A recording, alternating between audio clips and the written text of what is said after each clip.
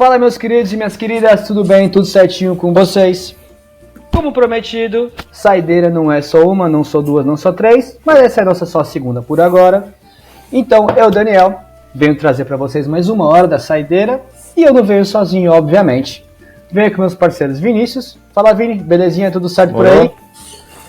Arthur Maninha, tudo bem? Como é que tá? Tudo certinho? Tudo certinho, tudo na paz. Beleza? Marquinhos, meu querido, tudo certo por aí também? Opa! Beleza, então.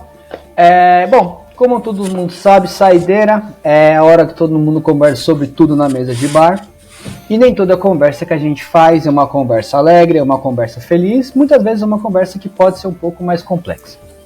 E a gente, como uma boa hora da saideira, a gente traz um tema que eu acho que qualquer pessoa hoje em dia que gosta de futebol como a gente gosta e que se importa com o ser humano, que eu acho que é o mínimo que a gente tem que fazer na nossa vida.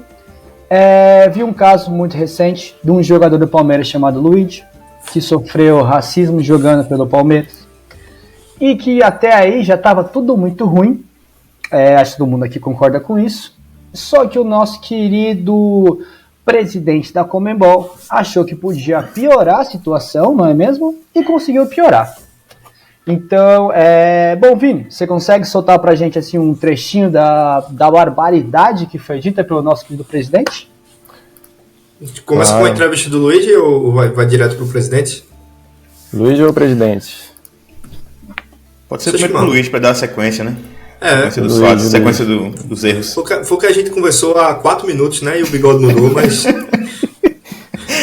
Mas tudo bem, faz parte. Tudo bem. Não.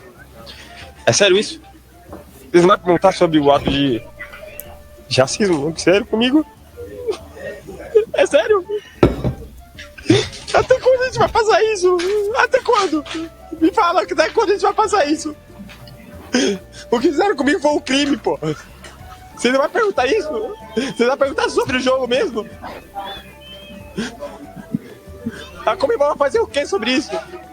A Conmebol vai fazer o que sobre isso? CBF, sei lá. Você não vai perguntar sobre isso? Você não ia perguntar sobre isso. Mas fizeram um crime comigo, pô. A gente é formação. Aqui é formação, pô. A gente tá aprendendo aqui.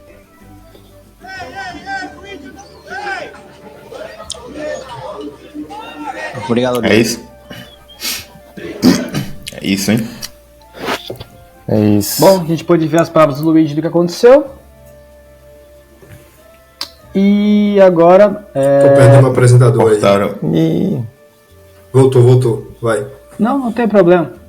Essas foram as palavras do Luiz, jogador do Palmeiras, que claramente todo mundo, quem não sabe o que aconteceu durante a semifinal da Libertadores, da categoria de base. Um torcedor fez gesto de macaco contra o jogador. E isso só por isso já seria inaceitável em qualquer cenário do futebol, qualquer cenário da vida. E não só por isso, depois disso também houve as palavras do presidente da Conmebol. Bom, as palavras foram as seguintes. ¿Sin qué? Eso sería como Tarzán sin chita. Imposible.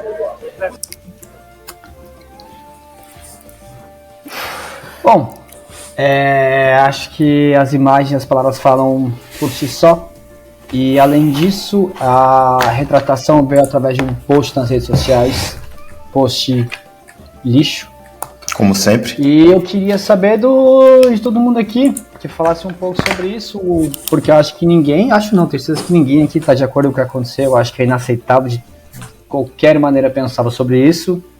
E, bom, eu queria começar perguntando ao Marcos, o que você acha sobre isso, meu? O que você acha não, né? Como você se sentiu, como você vê toda essa situação e tudo mais?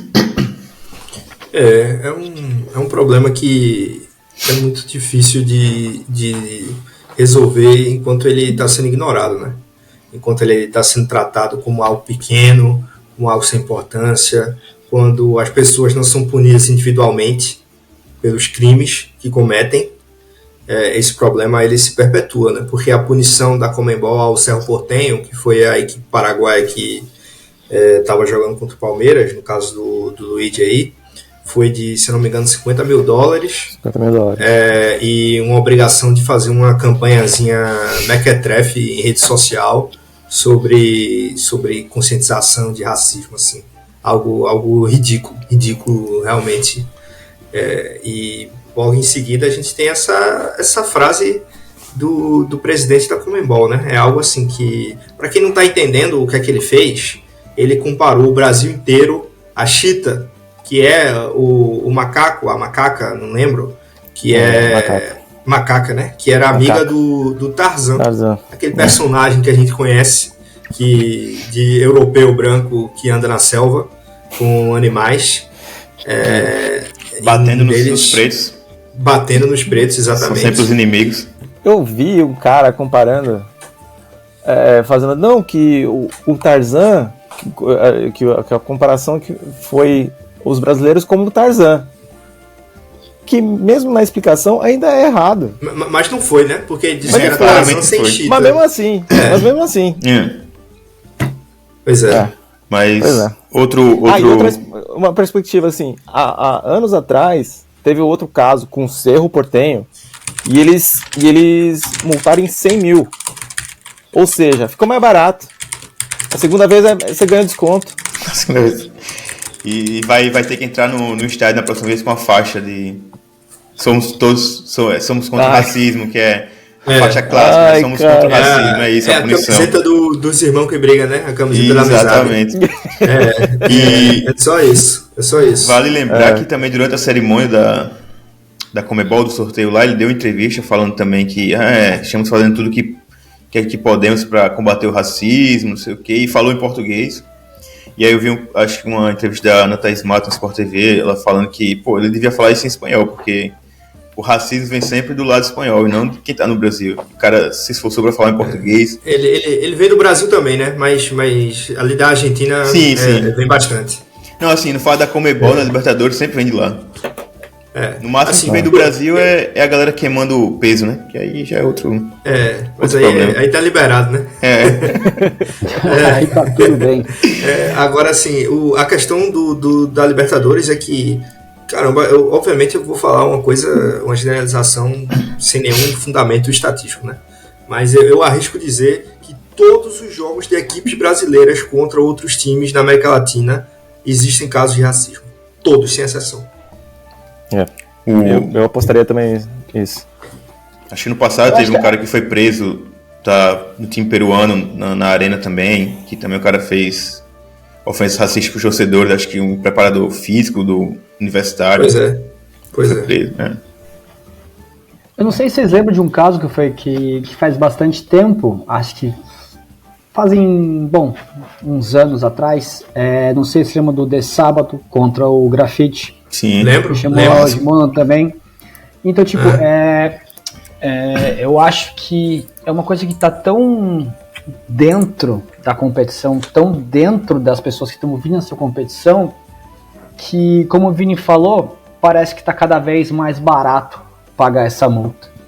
Talvez é mais caro você acender um sinalizador dentro de um estádio, que também não está certo, a questão não estou defendendo sinalizador nem nada, mas é muito mais barato você xingar um jogador, e inclusive se for um jogador de base, porque ninguém vai ver o que você está fazendo, né? Então, eu queria perguntar para vocês, o que vocês acham já que as punições que a gente tem hoje em dia, que para mim pelo menos não são punições, obviamente, o que vocês acham que uma punição hoje em dia que seria algo minimamente relevante? Porque, por exemplo, eu ouvi gente falando, eu acho que tinha que expulsar o Cerro Porteño da competição. Eu não sei se a expulsão de um clube é o que resolveria isso, mas eu também não sei se, de repente, a expulsão de um clube seria algo necessário para as pessoas entendessem a gravidade disso. Então, eu queria perguntar para você, Manhinha, o que você acha que poderia ser algo que seria relevante, que faria com as pessoas pensassem 1, 2, 3 vezes, ou que pelo menos o mínimo se conscientizassem que está errado? Então, assim, no Brasil, quando há casos de racismo nos estádios, sempre há a identificação do torcedor, e disso aí eles punem o torcedor.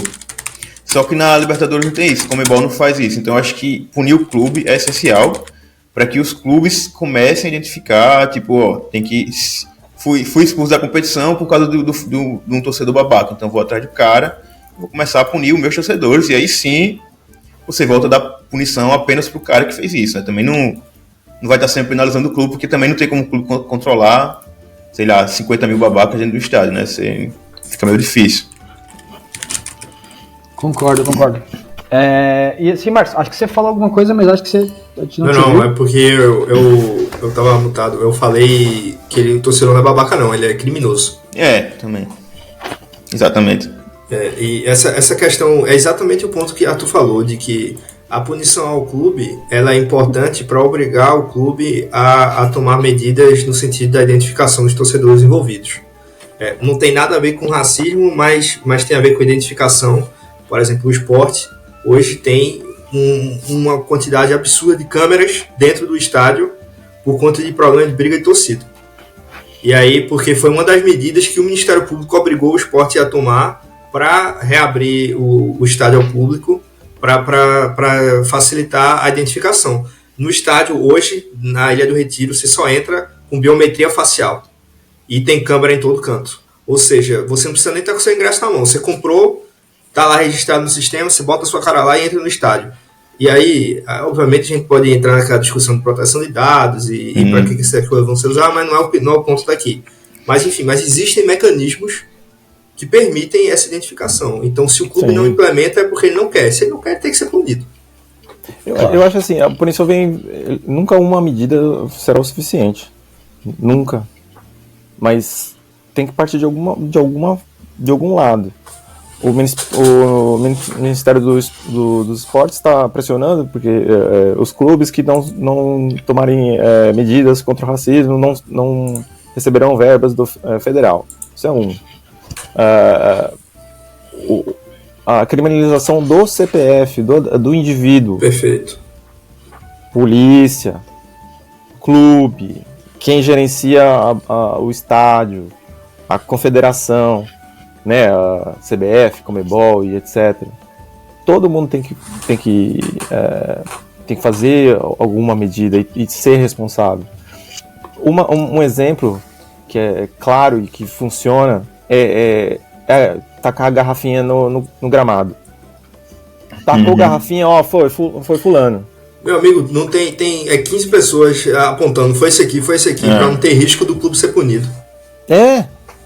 O clube tem que ser punido, a pessoa tem que ser punida, a confederação tem que ser punida também. O jogo no Brasil sofre um negócio e a CBF não vai falar nada. Pois é. Né? Não, eu concordo.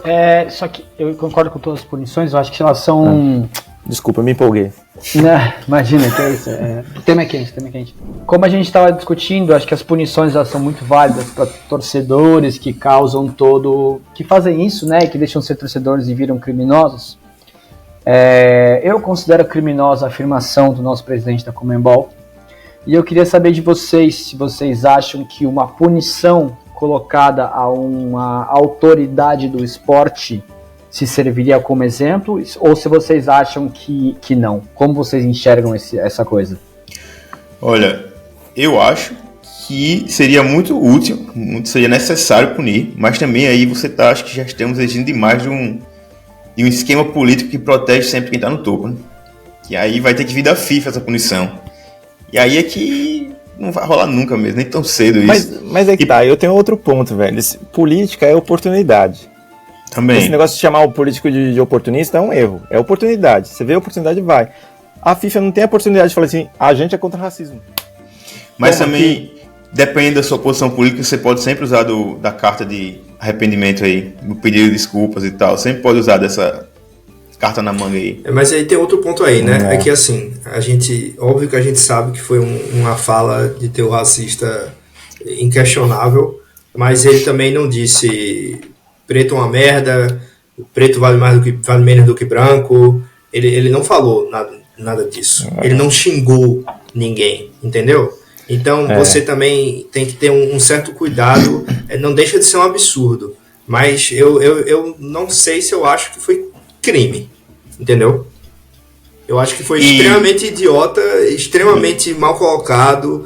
Foi ele tentou dar um tom jocoso, um tom de piada a um assunto muito sério, que não cabia, especialmente pela posição que ele representa. Mas eu não sei se eu acho que foi criminoso. Se você acha, se caísse num juiz. Na minha mão, meu amigo, é cadeia, né? Não, na sua mão. Alexandre de Moraes. Não, na sua mão o cara ia ajoelhar no milho. Não, mas tá Mas se caísse num juiz no Brasil ali, tá, você dá uma declaração dessa, não, sei lá, o presidente Não acontece nada. Também, porque eu acho que também justiça também dá muito de... É muito subjetivo, tem muita gente branca no poder que também ia dizer que isso é besteira, isso é... Como ele mesmo disse na carta no pedido de desculpa dele, que isso é uma tradição no Paraguai usar isso, falar essas coisas. Velho, eu não acho que ele não é o termo errado, mas eu acho que é uma tradição. Eu acho que até é uma tradição. Eu acho que eles nem veem isso como... Tradição pode ser racista, né?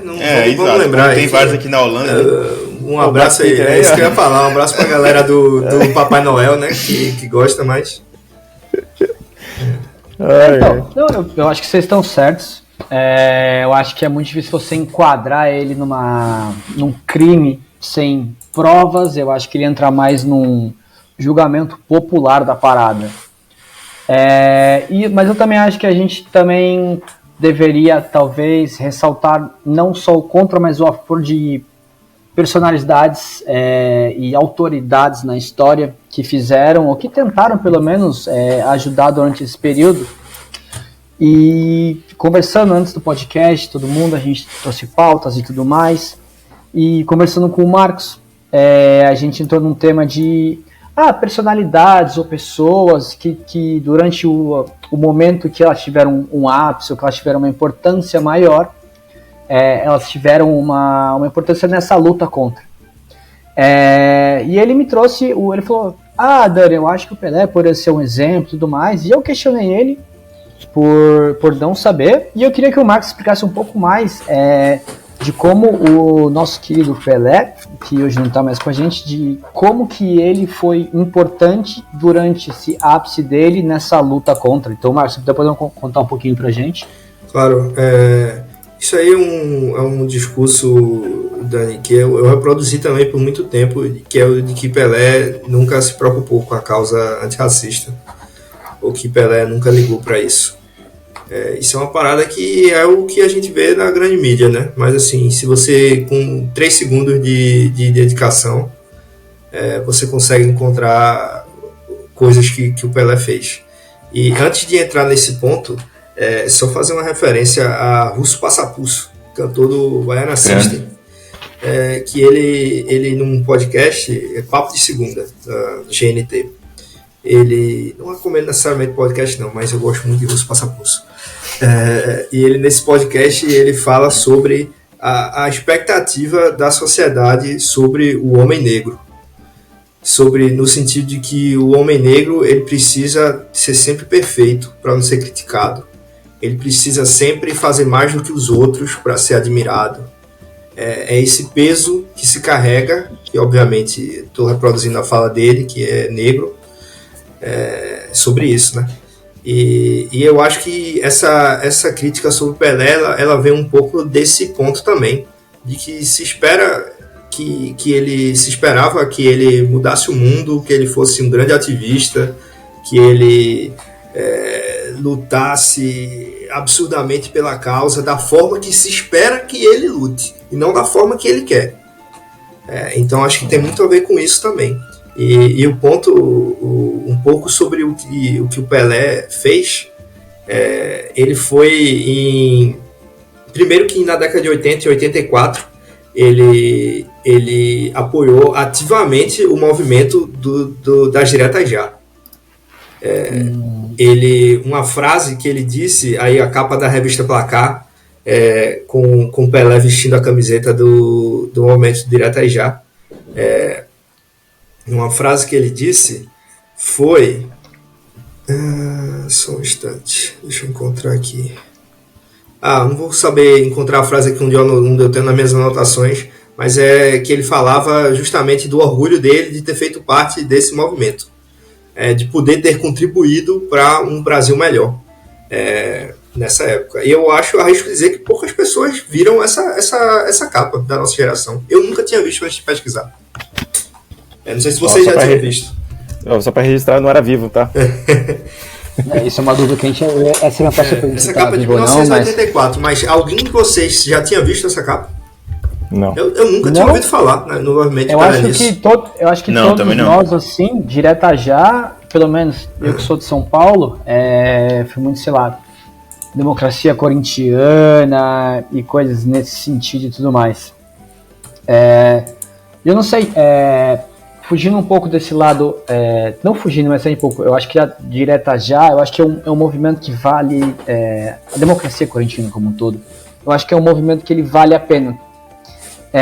Então, eu queria perguntar para vocês que acompanham mais futebol corintiano, ou vocês que têm, porque, por exemplo, a minha família, ela não é corintiana, então a democracia corintiana, ela foi algo que foi mencionado, mas foi muito vago, não pela falha de ser só corintiano, não, por infinitas falhas que, bom, não vem ao caso. Mas eu queria saber isso para vocês, se durante essa criação corintiana que vocês tiveram, se a democracia corintiana foi algo que foi presente na vida de vocês ou não. Bom, eu, corintiano, paulista, isso não... Eu sou de 85, né? Isso, a minha corintianidade, assim, veio do Neto pra frente. E na redemocratização, ela já veio e não foi tão discutida, eu vi isso muito depois... Vi depois o Sócrates, para mim, depois de muito tempo fui aprender quem que era Sócrates e tal, e não era discutido. E eu, sempre nos papos corintianos, eu sempre vi alguns pedaços dos direta já. As brigas, as discussões, né, se era para contratar o Leão ou não era, esse tipo de coisa, mas não com geral, o propósito, né? E justamente um problema do Brasil, que a gente não discute muito bem a nossa ditadura, né? A fundo. E eu acho que direto já é só um reflexo, a gente não discute tudo isso.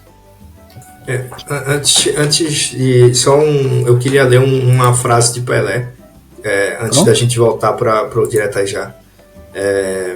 Ele foi ministro do esporte do governo Fernando Henrique Cardoso, em 1995. E aspas do Pelé, tá? Eu acho que o Brasil tem pouca representatividade negra no Congresso. Por felicidade, por respeito, por tudo que eu fiz, eu sou um dos negros que tem um cargo alto no governo. Eu acho que eu sou um grande exemplo. Acho que o negro tem que se unir e tem que votar em negro para termos mais representatividade no governo. Isso ele falou enquanto ministro de Estado, tá? E assim, na década de 70 antes, ele também participou de protestos com Sócrates e com... Sócrates chegou a 70? Não, viajei. Sócrates foi 86. Enfim, com outros jogadores da seleção por conta de racismo sofrido no México. Ele participou de protestos também desde essa época. Então, enfim, eu não quero aprofundar tanto no Pelé, mas é só para destacar que é falsa a afirmação de que ele não teve envolvimento na luta antirracista. Talvez seja porque também, antigamente, nessa década de 70, 80, não tinha tanta mídia como se tem hoje, né? Não tem tanto internet, não existia. Então, tanto a democracia corintiana quanto o ativismo do Pelé, ninguém tem muito registro. Essa capa da placar eu nunca tinha visto e tal. E, por outro lado, hoje em dia tem muita mídia, mas os jogadores não fazem nada, né? Assim, tipo, você não vê um envolvimento de muitos jogadores. O que é que Neymar já fez pela causa antirracista? Não, eu acho que o nome Neymar nesse momento, eu acho que ele vem mais pra gente criticar uma personalidade que não vale ser mencionada num discurso... populando o planeta Terra aí, né? Ele tá focado nessa missão. Ele e o Elon Musk. Só gente de qualidade, gente. Entre aspas, né? Quando os jogadores falam, temos, por exemplo, o querido Lucas Moura aí, né? Que só fala besteira aí. Ele falou o quê? Eu não sei não. O que ele falou? Que ele só fica defendendo aí nosso amigo Bolsonaro, fica defendendo partido extrema-direita, ele é pessoal bem evangélico aí. Cuidado com as críticas aí, a gente vai perder uma parcela da população alagoana aí, viu, manhã? Com certeza, vai perder. Não, mas toda parcela lagoana junto com o Neymar pai ali, acho que tá todo mundo muito seguro de que lado que tá da negociação, né? Não, meu público vai continuar firme comigo, apesar dos pesares. Apesar dos pesares. Escutem mais de um minuto do podcast, vale a pena. Eu só queria levantar uma coisa, do tipo, ao invés de levantar nomes de pessoas que não trazem nem agregam nada a essa questão, eu acho que mais vale a pena a gente trazer casos de pessoas recentes, que se tornaram símbolo de resistência ou símbolo de pessoas que lutam contra o racismo. Então, Vini, eu queria pedir se você pode soltar um trecho no vídeo que a gente compartilhou agora há pouco. Jogador brasileiro que sofreu racismo. Vamos ver se vocês conhecem.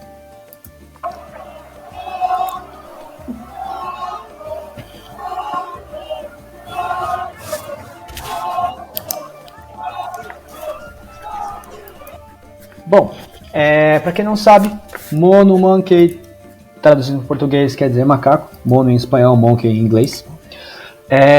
Muitos torcedores, e aí, nesse caso, é a torcida do Valência, um clube espanhol, num jogo contra o Real Madrid, time do Vinícius Júnior, de Rodrigo, de outros jogadores brasileiros. O que acontece? Nesse vídeo, os torcedores que foram filmados alegam que, ao invés de estar falando mono, que seria chamar um jogador de macaco, estão falando tonto. Que tonto é bobo e tudo mais. Na minha concepção, ninguém fala tonto nesse vídeo. E acho que, com o perdão do trocadilho, ninguém é tonto o suficiente para acreditar que foi falado tonto. Então, eu queria perguntar para vocês como vocês veem a relação do jogador brasileiro e, mais que isso, do jogador brasileiro negro que vem jogar fora aqui na Europa e a maioria das vezes é tratado dessa forma. Então, Vini, como a gente tinha conversado, eu ia perguntar para você do tipo, como você já viveu em outros países aqui na Europa e tudo mais, eu queria perguntar para você de como você vê essa relação do jogador negro que sai do Brasil, vem jogar futebol aqui, como você consegue enxergar esse cenário? Acho que o primeiro é para diferenciar o racismo na América do Sul e o racismo na Europa. Na Europa eles realmente separam os negros, tanto é que o Kaká nunca sofreu racismo. Isso. Na Europa nunca teve problema com isso. Era o príncipe de Milão. Mas Alexandre Pato também, né? Alexandre Pato e tudo mais. Mas eu acho que essa discussão é muito recente, embora, por exemplo, o Romário, a gente não escuta ele. Ele deve ter escutado um monte também, Rivaldo, né, e etc. Mas aqui eu entendo que, aqui na Europa eu entendo que eles usam esse racismo como uma forma de obter capital político. O racismo é um problema, mesmo que eles nem acreditem, mesmo que eles não queiram resolver, mas eles usam esse capital político para ganhar apoio da população. Isso, UEFA, FIFA, e tem o clubinho dos clubes lá, o ECA, né, European Club Association. Também é a mesma coisa, somos todos contra o racismo. Vão lá, dão aquela punição e o morde-a-sopra. Mas uma visão neoliberal, uma visão que não vai resolver nada e nada substancial, né? Mas é alguma coisa... aí que tá a dúvida. É melhor que nada? Né? É melhor que nada, mas quando é substancial, como o Vini Júnior, que é um protagonista no Real Madrid, não era o caso de chegar e bater, né? A Espanha vive a Espanha e a Europa toda, o mundo todo, mas principalmente a Europa vive um levante fascista, racista, e o Vox lá na Espanha apoia justamente o presidente da La Liga.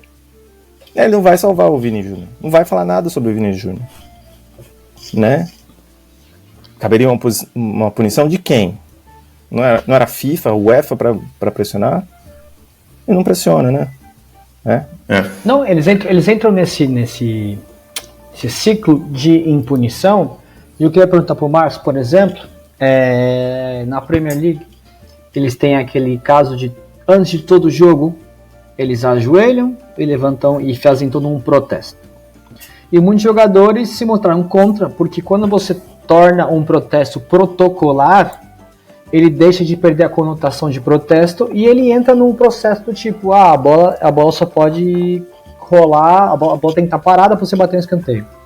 Então eu queria perguntar para você, a partir de que momento você acha que um protesto ele ainda é um protesto válido, ou a partir de que momento ele é só uma manobra política para que seja visível de que as autoridades estão tomando uma atitude, ou que pelo menos elas estão parecendo que elas estão tomando uma atitude? Eu acho, na verdade, eu acho que ele é sempre válido, ainda que protocolar.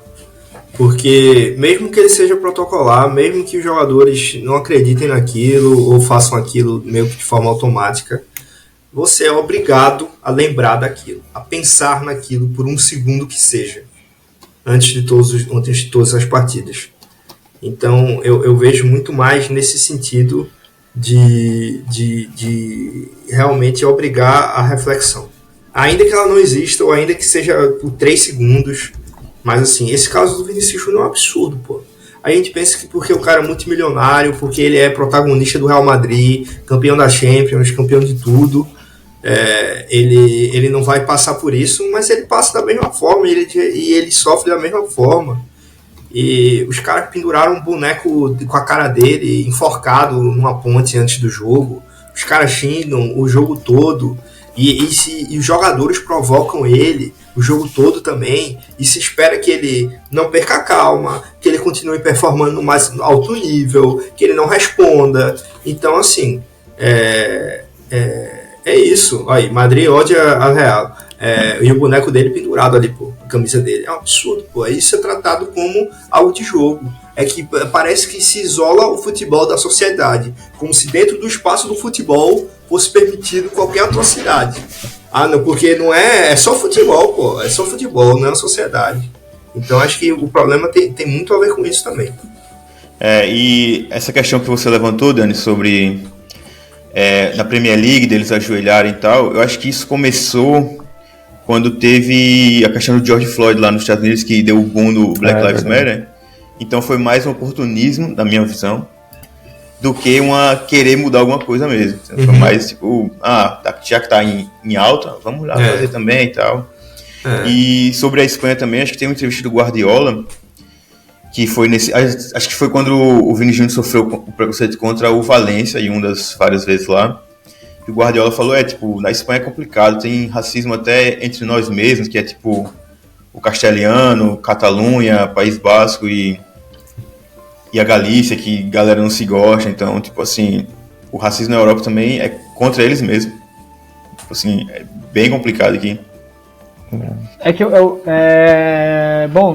Eu falo porque eu morei em Madrid 2 anos e meio, então eu conheci muita gente de Madrid, de Barcelona, do norte, do sul, de um lado e do outro. E existe muita gente que não se gosta por não ser de um lugar ou do outro. E talvez não se goste, eu não gosto de você, eu não gosto de onde você vem, o que você representa. Mas eu acho que usar isso como uma muleta para você defender não gostar de uma pessoa pela cor da pele dela, eu acho que propagar ódio, né? Não tem como.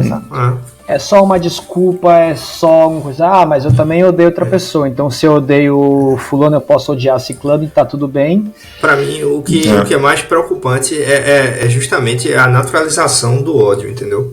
É tratar como algo normal, você literalmente odiar uma pessoa pela cor da pele dela, ou você tentar humilhar aquela pessoa de alguma forma por causa disso. E você vê esses casos do Valência, tem criança gritando, criança xingando. É algo realmente muito, muito enraizado na sociedade, é uma parada que, assim, eu não sei como resolver, pô. Por isso que eu sou a favor de coisas drásticas. Excluir o clube, não joga a próxima temporada inteira, sei lá, bicho. Que nem o que aconteceu com o Grêmio, o goleiro Aranha, aquele caso, que o Grêmio foi retirado da Copa do Brasil. Mas, enfim, acho que amanhã deixa eu falar alguma coisa aí. Não, também o Vini falou do Alexandre Pato, ou do Kaká no começo, Kaká. Que também tem um caso grande, famoso caso na Itália do nosso querido Balotelli, né? Que era um extraordinário jogador e nunca foi aceito na seleção. O cara sempre apanhou de todos os lados, fazendo 3 gols por jogo e racismo na Inter, na seleção, porra, um absurdo. Isso. Nunca ninguém fez nada, isso. O cara foi sendo um maluco que exatamente, não queria jogar. Porque é o personagem falastrão, né? Aquele cara mais excêntrico. E aí é tratado como um pouco importante esse tipo de caso. E eu acho que a questão das... desculpa. Não, pode ir. Não, eu tenho uma questão também sobre o Vini Júnior, que eu estava vendo recentemente. Eu estava ouvindo um podcast Pelada na Net sobre futebol, um podcast pequeno, e os caras estavam comentando exatamente que eles veem alguns casos de meio que os apoiadores do Neymar, quem gosta do Neymar, critica muito o Vini Júnior, porque ele fica, segundo apoiadores, fica de mimimi. E o Neymar ele só quer jogar futebol. Ele não se importa com essas causas. Então existe essa divisão também. O Neymar nem se importa nem joga futebol hoje em dia. Né? Exatamente. Mas se você for olhar comentários na internet, né? E sempre que tem alguma postagem sobre Vini Júnior e tal, a galera tá sempre reclamando que ele deveria jogar mais futebol. Meu irmão, o cara tá sendo massacrado. E ainda vem os próprios brasileiros não apoiam ele.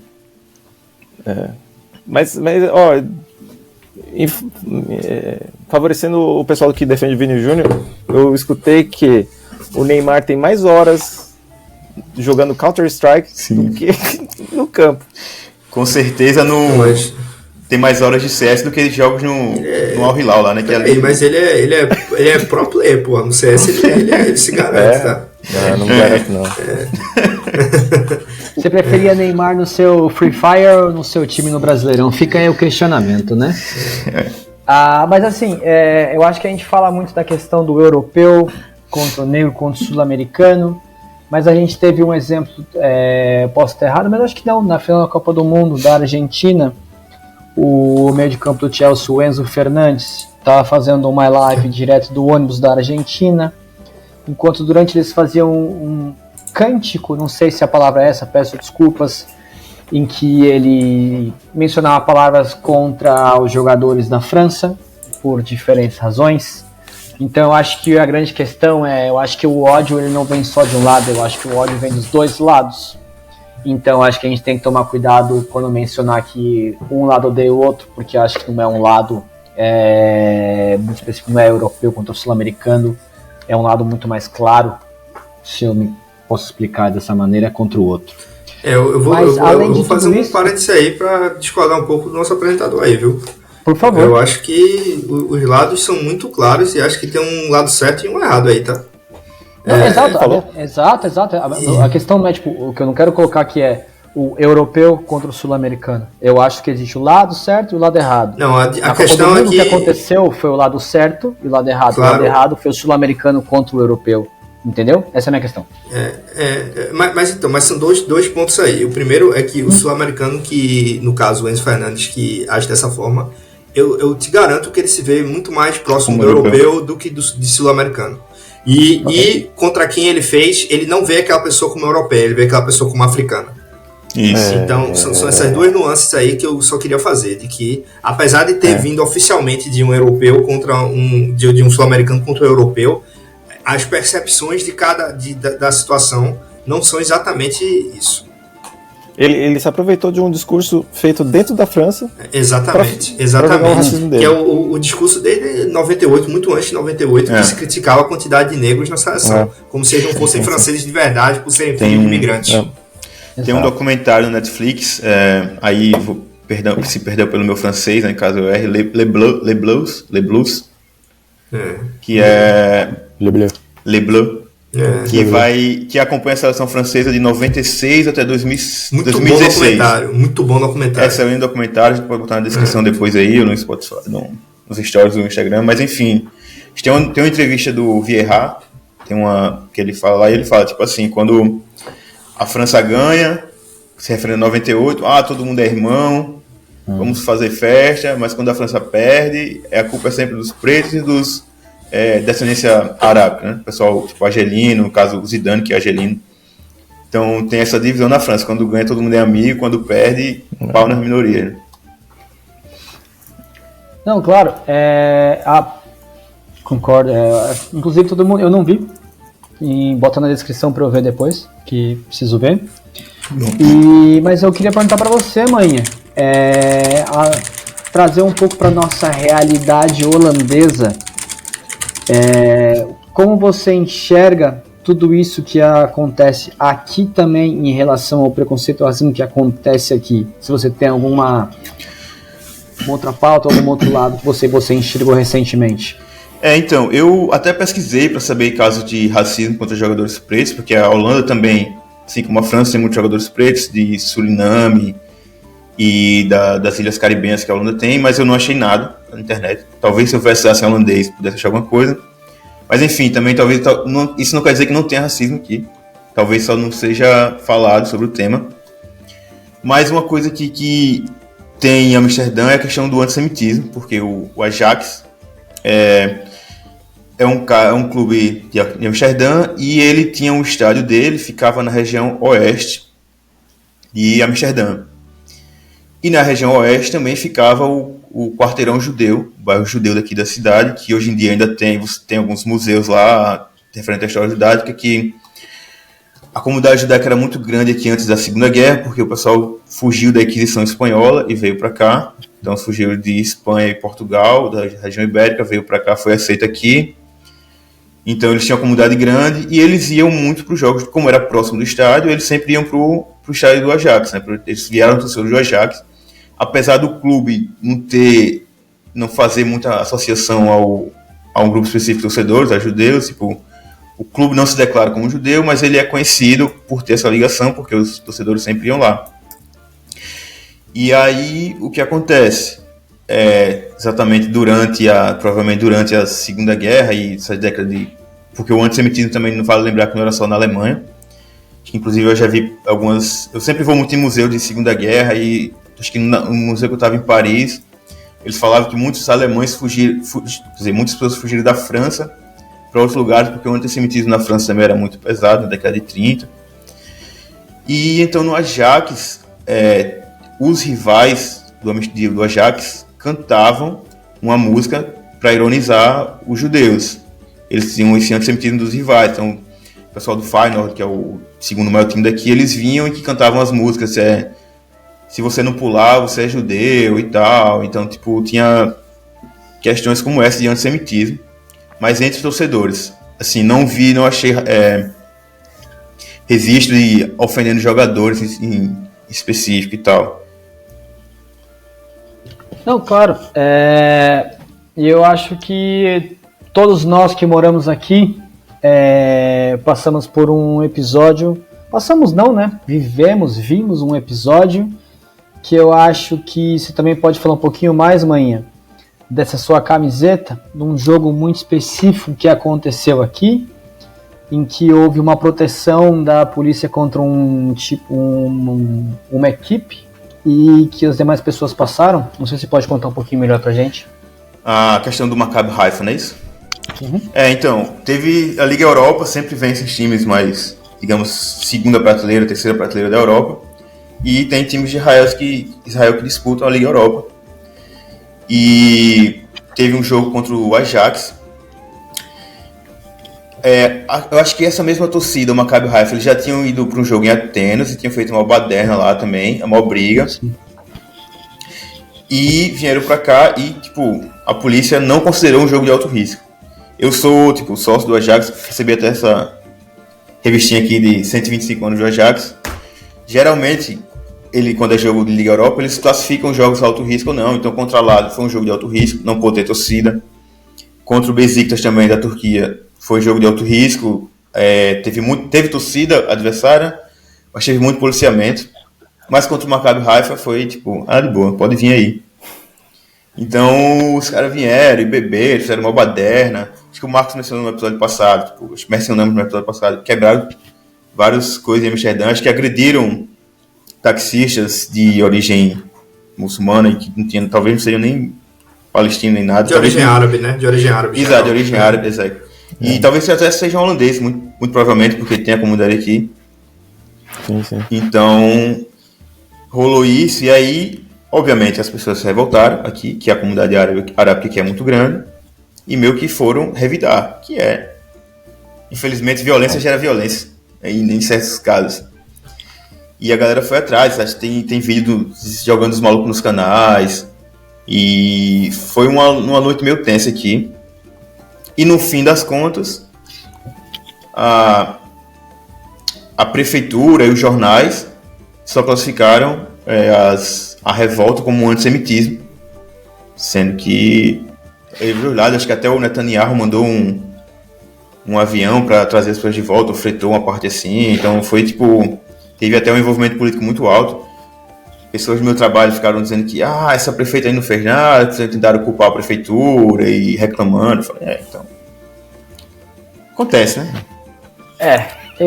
Infelizmente acontece, e eu acho que muito desse acontecimento é em decorrência do movimento da direita em toda, posso falar todo o mundo, eu acho que eu posso colocar isso, não seria tão errado, mas aqui na Europa aconteceu e está acontecendo um movimento muito direitista, e eu até queria perguntar para o Marcos recentemente, das eleições da França, de um caso que aconteceu, que se pudesse comentar um pouquinho pra gente, levantando aquela bandeira novamente de tipo, jogadores que estão em evidência, que usam o poder que eles têm, a imagem que eles têm, a representatividade, a voz que eles têm, para levantar uma bandeira.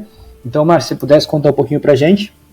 Vou contar para você, sim. Antes eu queria só fazer uma analogia, uma ligação com a América Latina também, aqui uma frase de Eduardo Galeano, que é um escritor latino que fala muito sobre futebol, e ele fala assim que poucas coisas acontecem na América Latina que não tinham alguma relação com o futebol.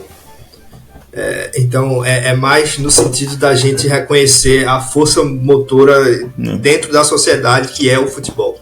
Ele é o escritor do Veias Abertas da América Latina. Veias Abertas da América Latina muito e bom, futebol sobre sol e sombra, que é muito bom também.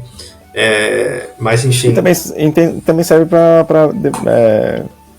para bater o argumento de que futebol e política não se misturam. Com certeza. São estudos. Política está em tudo, né?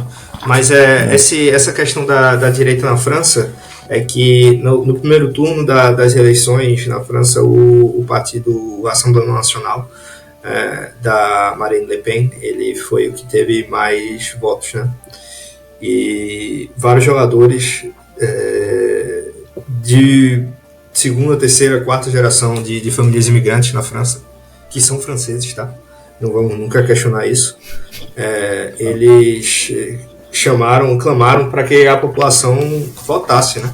Porque o voto é facultativo na França, então você não é obrigado a votar. E ele falou, aspas do Mbappé aqui, tá? Mais do que nunca, temos que ir votar. É realmente urgente. Não podemos deixar o país nas mãos destas pessoas. Vimos os resultados. É catastrófico. Então, assim, não só o Mbappé, o Marcos Thuram também, um Titi, outros jogadores se manifestaram. E assim, isso é a importância, sabe, da utilização da plataforma que eles têm para isso. E perceba que ele sequer pediu voto para outro candidato ou para algo assim. O foco dele era a parte humana da coisa, era dizer, não vamos deixar essas pessoas ganhar. Qualquer outro, menos essas pessoas. E assim, me faz refletir sobre que jogador da seleção brasileira faria algo parecido, velho. A gente vê a dissociação da realidade que esses caras vivem. Assim, vale lembrar que tudo isso foi falado pré-Eurocopa. Então a tensão exatamente. foi muito maior, a pressão na França. Muita gente, próprios franceses, querendo que ele perdesse exatamente para dizer, e aí, devia jogar mais ao invés de falar de política, né? Sempre tem. Essa questão da França ela é complexa, assim, como vocês falaram do documentário, e quando a França foi campeã da Copa do Mundo 2018, eu vi notícias, assim, eu morava lá na época, eu vi notícias e assim, questionando que não foi a França que ganhou. Não, teve. E assim, um mapa, os 11 em campo e o mapa dos países de onde as famílias dele vêm, como se eles não fossem franceses, como se eles não cantassem a Marseillaise quando começa o jogo, quando eles não se identificassem inteiramente com aquela cultura, mas assim, não é o suficiente, tem que ter o sangue, tem que ter nascido aqui e colonizado o mundo e acabado com 2/3 do planeta para poder ser respeitado, senão não vale. E assim, dentro da Europa é um contrassenso maior ainda, né? Maior ainda porque a região de Estrasburgo, na França, Sim. é francesa ou é alemã? Fala alemão lá. Para mim, a Europa é tudo uma coisa só. É muito pouca diferença entre um francês e um belga, um francês e um cara do Basco ali. Eles se odeiam de alguma forma, eles brigam. Sim. Mas é um contrassenso dentro da Europa. Aí você coloniza. Era tudo Império Romano, né? Em algum momento. Fala isso pra galera dos Balcãs, que são todos iguais. Um abraço pro nosso amigo Nino aí. General Ninorlav, é isso. Mas um bom ponto que o Marcos chegou também é o hino da França, né? Que nem todos, o Benzema sempre se negou a cantar o hino, porque tem... Talvez ele não sabe a letra, hein? Não é francês, né? Não sabe a letra. Mas é que tem parte do hino que fala, né? Vamos derrubar o sangue dos impuros nos nossos campos. E isso... Quem são os impuros? A Marseillaise é um hino de guerra, né? É um hino de guerra. Exato. É a única... É um belo hino, mas é um hino de guerra. Quando a gente estava montando a pauta, eu estava pensando nisso, a França, ela colonizou em todos os continentes, e aí está voltando, por isso que é um país em constante ebulição. Tem o Vietnã, foi na Polinésia Francesa, foi na África, lá na Costa do Marfim, Guadalupe, Guiana Francesa, então tem... Só não tem esse destaque porque tem a Inglaterra, né? Também. Canadá também. Canadá. God Save the Queen, né? God Save the Queen. The King agora. Esqueci. Não por muito tempo ele tá... O dedinho de salsicha lá daqui a pouco vai pro caralho. Trabalhando muito, né? Ele não era acostumado a trabalhar, agora começou aí. Puxada a vida. Gente, eu queria perguntar uma coisa pra vocês, já que a gente tá falando de nacionalismos e... Eu queria saber o quanto pra vocês... Porque pra mim custou muito. Porque eu gosto muito de camisa de futebol. Eu gosto muito da camiseta da seleção brasileira. E eu queria saber pra vocês o quão custoso, o quão difícil é usar uma camiseta da seleção brasileira hoje, tendo em vista a conotação que ela tomou em tempos recentes. Porque ela é um símbolo. E eu acho que esse símbolo ele acabou se perdendo ele foi roubado. Então eu queria saber para vocês o quão custoso, o quão difícil, como é para vocês ver essa questão da camisa, a questão de identificação dela. Olha, posso começar, No Brasil eu não uso. No Brasil eu evito ao máximo usar. Maceió usa todo dia, né? Pô, Maceió é a farda, né? Tem gente que... No dia de voltar mais ainda, né? Se for na orla de Maceió, tem que ir de camisa da seleção brasileira, que aí vai ser muito bem aceito na parte turística. Mas aqui na Europa eu uso de boa, eu uso tranquilo pra academia com às vezes. Mas no Brasil eu costumo usar só em dia de jogo, assim, indo pro jogo no máximo, assim, porque o pessoal não vê com bons olhos. Eu vou confessar que, pra mim, a camisa da seleção era uma coisa de gente muito rica, porque pra mim eu nunca tive camisa da seleção. Nunca tive. Tailandesa, né, irmão? Eu tenho a minha. Meu amigo, você nunca comprou por 20 reais sua camiseta que atira a primeira pedra. Sou a favor, eu acho que é até melhor. Pra mim a camisa mais bonita é aquela vou ter que puxar todo episódio, eu vou ter que puxar algum absurdo desse, né? Esse podcast é pró-pirataria.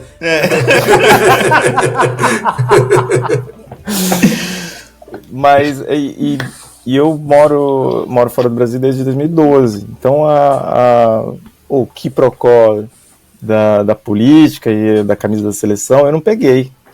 Então eu não tenho essa relação.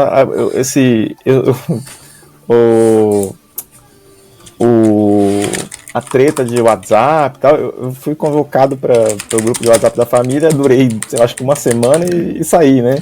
Mas isso já era ano passado.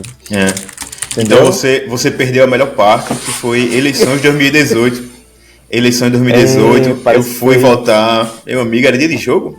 É jogo, e eu encontrei um amigo meu perto da escola que eu votava, eu falei, dia de jogo hoje, que ele tava com a camisa da seleção brasileira. Ele falou, Brasil contra Cuba. Eu falei, então é isso aí. Abraço, meu amigo Evandro aí, né? Nosso Grande Evandro. Bom, meus queridos, muito boa conversa hoje, muito bom falar com todos vocês hoje. Como a gente falou, nem todo papo é engraçado, nem todo papo é divertido, mas todo papo é necessário e vale a pena. E, bom, toda saideira alguém tem que pagar. Então hoje, Vini, a conta por sua conta, pode fechar o programa pra gente.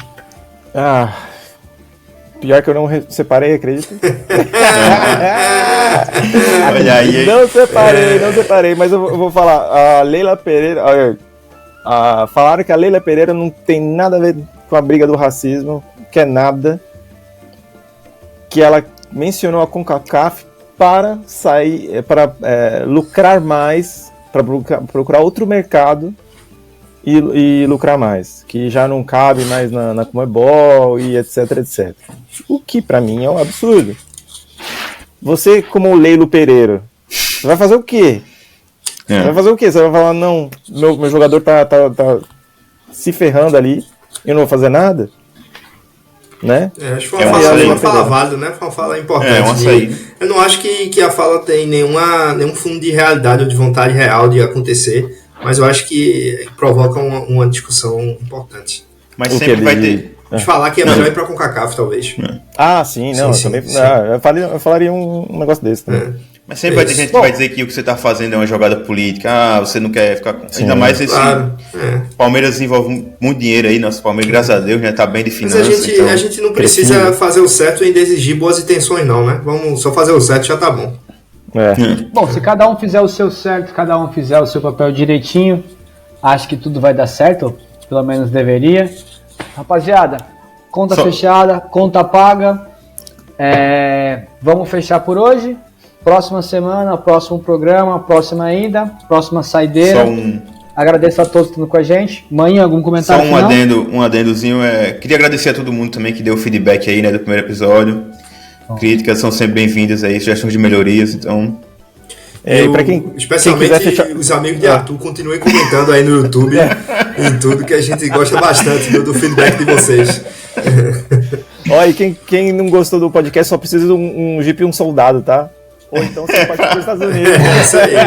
Isso aí. Aproveita a barca aí do nosso querido Eduardo, 0401. Sei lá, alguma coisa. Se quiser desistir, pede asilo nos Estados Unidos ali, pede ajuda para Dudu, que Dudu ajuda qualquer coisa, né, meus queridos? É isso aí. Uma boa noite, um bom dia, uma boa tarde, boa semana, o que for, um beijo para todo mundo e a gente se vê no próximo programa. Tchau, gente. Valeu, até mais. Valeu.